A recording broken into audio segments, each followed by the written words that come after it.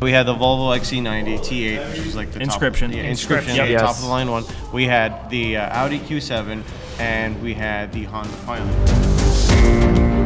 The Q7 drives just as well as some performance cars. Yeah. It's a big car, but it really feels very, very light. The suspension tuning is very impressive, especially when compared to other SUVs. And some of the best things about the driving dynamics is that you can tailor them too. So you can have it in comfort mode, and the suspension will soften up, the steering will lighten up, and then you can have it in dynamic mode, and it becomes much stiffer, much more engaging.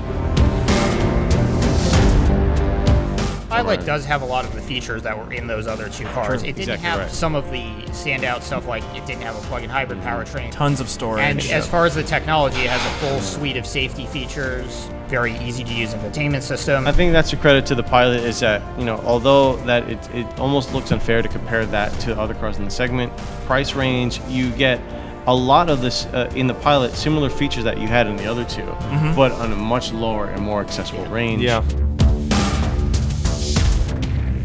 Really liking this Volvo right now. You really have to spend some time in it because it's like a futuristic concert hall on wheels. And everyone who got into the car really enjoyed it. Like the leather, the exposed wood, the technology, the way they did everything, the way they kind of explored. There's a lot in there. It has a hybrid system, but it also has a turbocharged engine, so there's a lot working for it. At the end of the day, though, you don't really notice it. The complexity doesn't interrupt the experience. Really easy to use, tablet-style interface on the inside. It gives you all the information. It does everything in this really nice, very specific kind of way, and I really dug it. It was educational for me because I didn't know a Volvo could get down like that.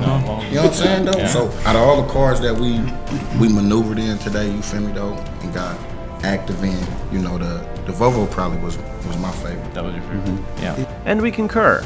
Volvo's XC90 is a great example of how automakers can still surprise us with unique approaches to conventional segments.